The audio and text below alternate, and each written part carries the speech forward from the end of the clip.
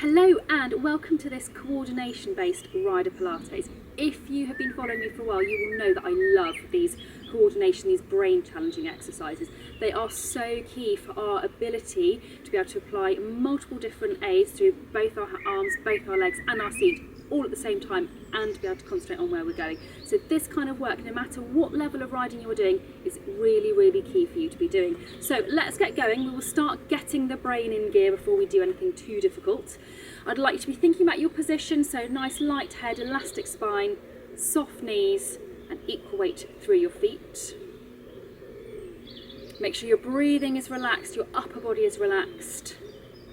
And then we're going to do a little tuck with your chin. So as many double chins as you can, keep those double chins as you turn to one side, and keep your double chins as you turn to the other side. So you really want to be keeping the double chin all the way through. If you can look all the way over your shoulder, then you've lost your double chin. Keeping the double chin restricts the movement. That's fine, that is a key sign that you're doing this exercise well. Why are we doing this? Because this really works your deep neck muscles, which is really useful for stability and for balance.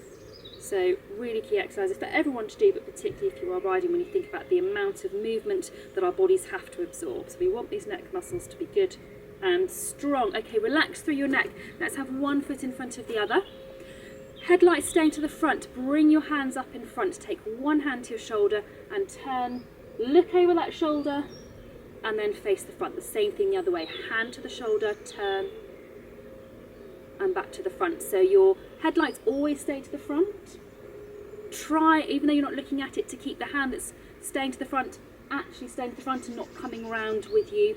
So you're really isolating this movement to your upper body in that one shoulder. We'll do one more each way.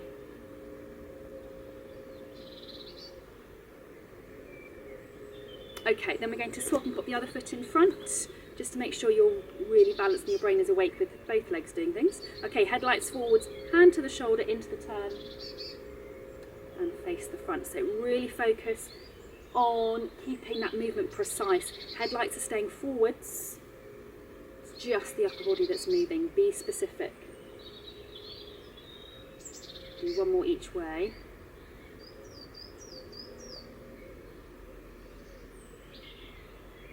Super job. Oh, I think my arm was drifting on that one. Naughty. Right, okie doke, let's do a little bit of walking. So opposite arms and legs. Starting to think about everything moving all at once. Thinking your ribs sinking downwards. Let me go sideways. So ribs are sinking down, not coming forwards. If they're doing this, you're losing that connection. So if you know, I've talked about this before, but if you think of someone doing sitting trot and their head is doing this, they're losing all that connection through their tummy, through their rib cage, and then up through their necks. In fact, doing some of those chin tucks is a really helpful exercise, although you do need to be focusing on your strength a little bit more further down to really stop that. Okay, let's see if we can increase the speed and still keep your diagonals, still keep your ribs sinking downwards, and then really, really slow. The slow one is often the really hard one, trying to keep those diagonal pairs and your ribs down as you're going really, really slowly. I don't know why it's so hard. It's not a natural pace. Okie doke. Then I'd like you to go to the end of your mat, facing that way along your mat. Feet together, knees nice and soft. Hands on the front of your thighs, tuck your chin into your chest. And slide your hands down, trying to really curl up through the whole of your spine as you go. Nice breath in at the bottom, and then breathe out, tuck down with your pelvis, and then you're uncurling right back up to the very top. And then again, chin into your chest. This time you're visualising that every single vertebra is moving, one at a time, one after the other, like a set of dominoes as you go down. Another breath in at the bottom, and then breathe out. Tuck down with your bottom and your pelvis, and then visualise that you're stacking low back, mid back, upper back, neck, and then your chin. One more time, chin into your chest.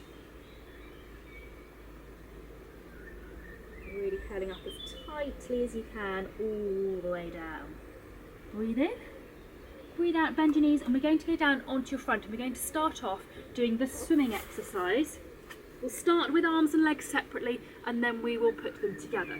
So you want to have your arms out in front. If you've got any shoulder stiffness, just modify, so put your arms matching where your stiffest shoulder is comfortable to go. So arms out in front, hopefully you can see mine in my slightly more natural garden this year. And then I'd like you to be thinking about gently lifting your tummy away from that imaginary puddle of water underneath you. At home you want to be looking down. I'm looking to you so you can hear me a little bit better. Going to float one hand, reach away, lengthen through that arm and rest down. Float the other hand, reach away to lengthen and rest back down. So you're alternating from side to side, lengthening down your side as you go. One more with each arm. Okay, then rest your arms for a moment. We're going to do the same thing with your legs. So again, before you start, just think, lifting your tummy slightly away from that little imaginary puddle of water. Float one leg, reach away to lengthen and rest back down. Then again, float the other leg, reach away and rest back down. Again, it's a little lift, so we're not coming up to here, it's just a little lift and then a big reach. Feel the area around the front of your headlights, the front of your pelvis. Feel it sliding gently across the mat as you do each leg and as you lengthen through that side. Let's bring the arms back in, so back out in front of you, and you're going to do diagonal pairs. So start off, think tummy away from that imaginary puddle of water, just so you're not sinking down. If you sink down through your tummy, you're arching and hollowing through your back, locking through your back, and you're going to block that movement through your pelvis. So lightly lift your tummy away, float a diagonal pair of arms and legs, reach them away and rest. Float the other pair, reach away and rest. So you're alternating between your pairs, looking for that lovely lengthening. You won't get quite as much movement through your headlight area because you are stretching yourself in the opposite direction, but you still want to have a little bit of a hint of movement around that area. But always just keeping your tummy slightly lifted so you're not pressing down, locking through your back and blocking the movement through your pelvis. We'll do one more with each pair. Okay, we're going to go onto your side and we're going to do your side bend, for which you need to be in your capital L position. So ideally you would do this propped up on your forearm. If your shoulder gets uncomfortable, by all means go flat, and you can do the arm and leg parts flat on the floor, but ideally you'd be propped up. Capital L, so straight line shoulders, headlights to knees, top arm onto your top side, pelvic floor onto floor 3, and we're synchronising, lifting your pelvis as you take your arm over your head and bringing the two back down together. So it's pelvic floor, lift and back down together. We're looking for that lovely synchronisation, so it's not one then the other, they both happen together but nice and smooth. If that's easy, float your top leg and then see if you can keep that same control and coordination without the top leg helping you. Remembering to breathe as well. And then if you're finding that easy, you can straighten the top leg. So now we've made that coordination element even harder. You are synchronising 3 elements, the lift with the arm and the leg, and then the lowering as you bring them all back in. And so that makes the control side of things that much harder. But this is such a great exercise. I love this exercise. It does so many things. It works so many body parts, and it really works the brain element as well. Let's do one more. Okie doke. Let's go onto your back. This is possibly the hardest brain exercise of all, but we'll give it a go. Okay, we're going to combine the scissors and the hip twist. So make sure your feet are comfortably away from you. Think ribs to pelvis, that's absolutely key for keeping you stable around through your tummy, your low back and your pelvis doing this exercise.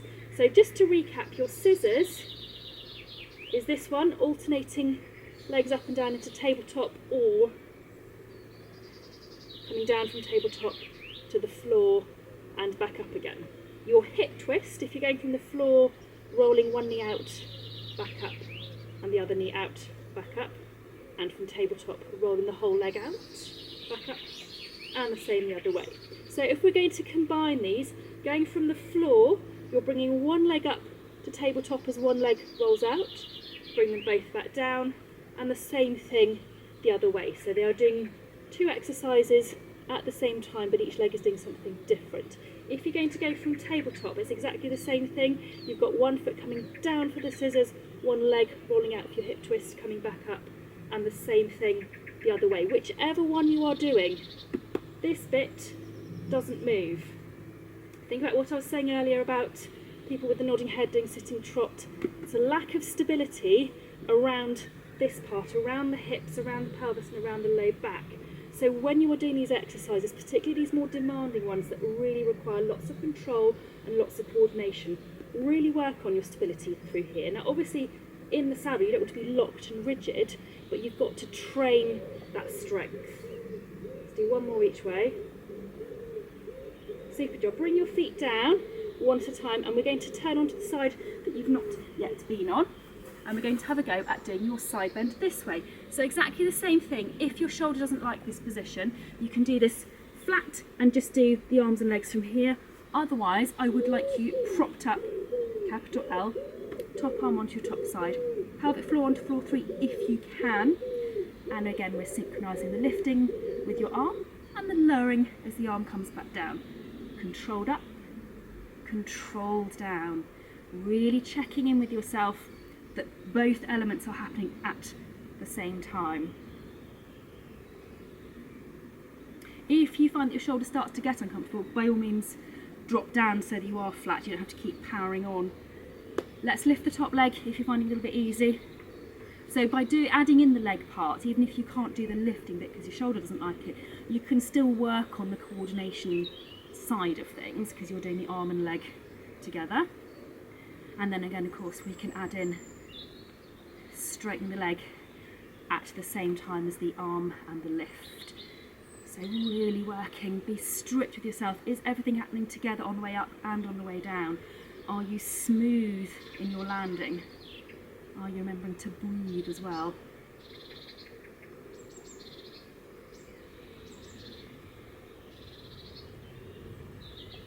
Let's do 2 more. Last one. Fabulous. Okie doke. Let's go onto your hands and knees. And we're going to do your swimming in this position. So we're going to go straight in with the arms and legs. So you've already done it on your front. So we'll start off with the straightforward version that everybody knows. Opposite arms and legs going forwards and back at the same time. Trying to keep your back pretty still, so avoiding this kind of arching and dipping. We don't want to be really arching a lot because that just ends up again locking your back up. So you want to be trying to be specific to your hips. Move through your hips, keep your back and pelvis fairly still. Okay, then we're going to change it and we're going to go to the side. So still opposite arms and legs, this time going to the side. And again, keep your back really still. So watch as you go that you don't lift and end up tipping through your back. You want to keep very still, so the movement is coming from your hip. Yes, this is about coordination, but you still want to be precise. Let's now combine the two. You're going to start by going forwards, out to the side, forwards and in. The other pair, forwards, out to the side, forwards and back in. And your challenge here, apart from being able to coordinate the movement, is again thinking about that hip position, your pelvis and back position, so that as you come to the side you don't start to really tip. So you can keep those positions accurate from your hip, not your back and pelvis, throughout the movement. Okay, last one. Lovely job. Okie doke. Then you're going to come up into a half kneeling position. Hold your hands together, push them forwards, and then as you take them up above your head, gently push forwards through your pelvis and come back down. We're going to do the same thing again. So as you push your arms up, gently bring your pelvis up. So you're lengthening all down through your front. Come back up. Then we're going to swap and do the same thing with the other leg up. So again, push forwards, and as you come up, lengthen through your front and come back. We're going to do last one, forwards and up, and then come back down, and we're going to finish there. So hopefully your brain isn't too tired, but if you have found any of those particularly challenging for your body to coordinate, particularly if it's one diagonal, then that's something that you really need to be working on a little bit more regularly, because you will probably find it matches up a little bit with some of the movements that you find a little bit more challenging in the saddle as well. But apart from that, I hope you found that useful, hope you found it beneficial and fun. Look after yourselves, enjoy whatever you're doing with your ponies at the moment, and I will see you very soon.